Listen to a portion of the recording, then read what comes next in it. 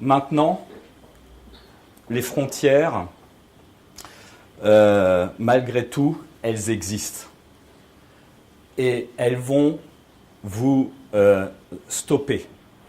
C'est-à-dire que ça va être le principal obstacle que vous allez rencontrer. Moi, je me bats pour la mobilité internationale des jeunes et mon ennemi numéro un, c'est la frontière. Donc, il faut être conscient, si vous voulez, de cet obstacle. Et pour moi, le monde, c'est dur ce que je vais vous dire.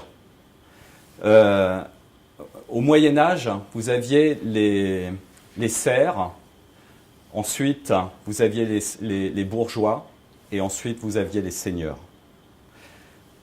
Quelle était la différence entre les trois catégories de population ? C'était la liberté de mouvement.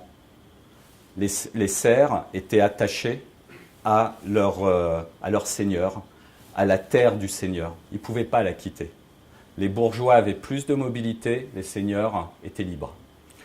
Ce monde-là continue aujourd'hui.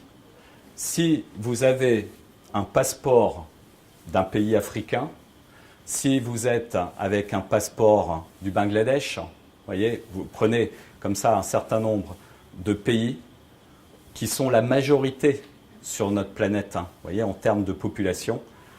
Donc, quand vous avez ce type de passeport, vous avez ce type de barrière. Ensuite, si vous avez un passeport occidental, pour faire très simple, vous êtes comme les bourgeois du Moyen-Âge. C'est-à-dire que vous avez la liberté de mouvement, mais vous n'avez pas la liberté d'aller travailler où vous voulez. Parce que le summum de la liberté aujourd'hui, c'est de pouvoir travailler là où vous voulez. Et ça, c'est une conquête, c'est par le passeport que vous allez l'acquérir. C'est-à-dire que les seigneurs d'aujourd'hui, ce sont des gens qui ont plusieurs passeports. En particulier, un passeport nord-américain et un passeport européen.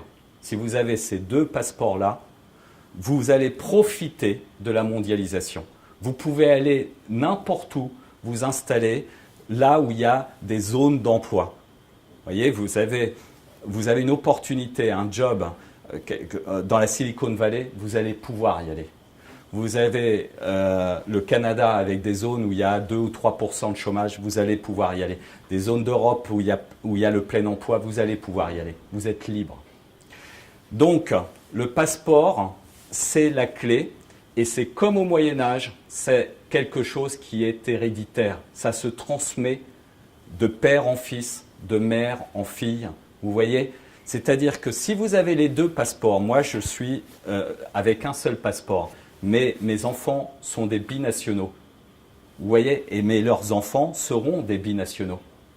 C'est quelque chose qui se transmet. Donc le monde de demain, il faut avoir cette inégalité en tête. Et ensuite, comment je fais pour la combattre ? Eh bien, je vais vous dire, c'est par le talent que vous allez pouvoir y arriver. Et quand vous êtes jeune, la jeunesse et le talent, c'est ce qui va vous sauver.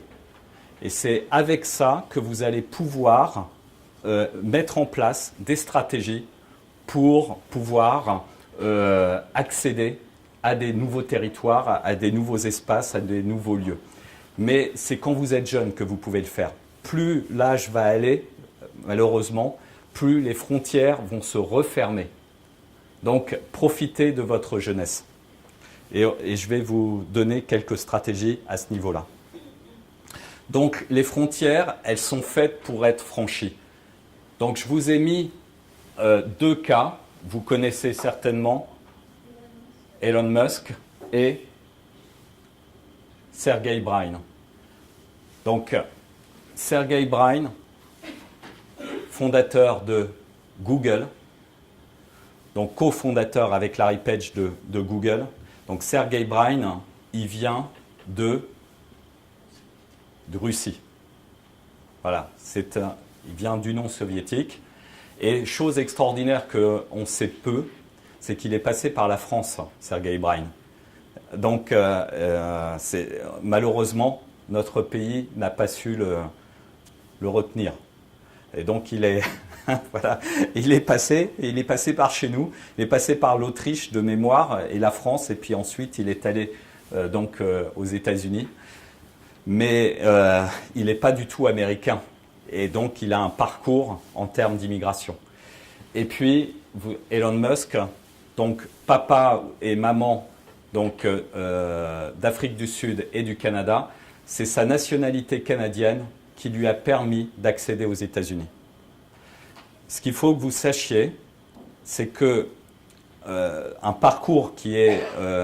moi, j'ai 4 enfants, donc, mais j'en ai un qui est militaire, mais les 3 autres, j'ai un objectif. Alors, ils le suivront s'ils le souhaitent, mais mon rêve, c'est qu'ils aient le passeport canadien. Pourquoi ? Parce que, d'abord, le Canada, c'est un pays qui veut accueillir de l'immigration francophone. Donc il y a un chemin, il y en a même plusieurs, pour pouvoir accéder donc, à la résidence temporaire, puis à la résidence permanente, puis à la nationalité canadienne. En gros, en 3 ans, vous pouvez devenir canadien. Mais une fois que vous êtes canadien, il y a des accords avec les États-Unis. Et si par exemple vous avez un job aux États-Unis d'Amérique, vous allez avoir automatiquement les papiers pour pouvoir travailler aux États-Unis. Mais vous ne serez pas dans les quotas qu'il y a aux États-Unis, enfin tous les problèmes que, en tant que Français, vous pouvez avoir. Donc le passeport canadien, c'est vraiment l'accès pour les francophones à l'ensemble du marché nord-américain. Voyez ? Et c'est exactement l'histoire de Elon Musk. C'est comme ça qu'il est arrivé dans la Silicon Valley. C'est parce qu'il avait ce passeport canadien. C'est ça qui lui a permis. Sergey Brin, c'était différent. C'est l'aspect communautaire. C'est parce qu'il était juif.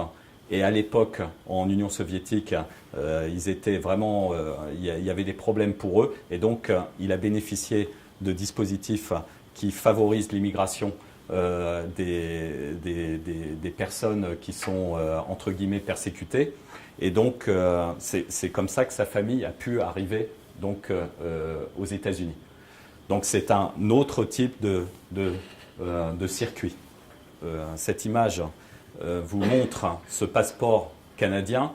Le passeport canadien, c'est une vraie stratégie, vous voyez ?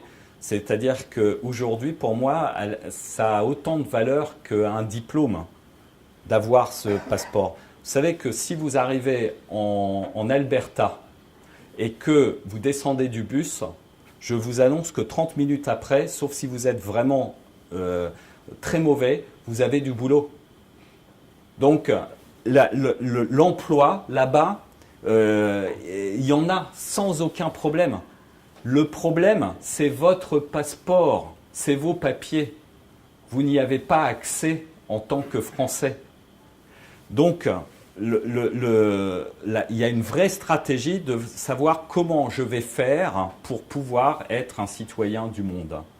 Et ça, c'est maintenant que vous pouvez le faire, puisque les dispositifs liés à l'immigration, partout dans le monde, encouragent qui ?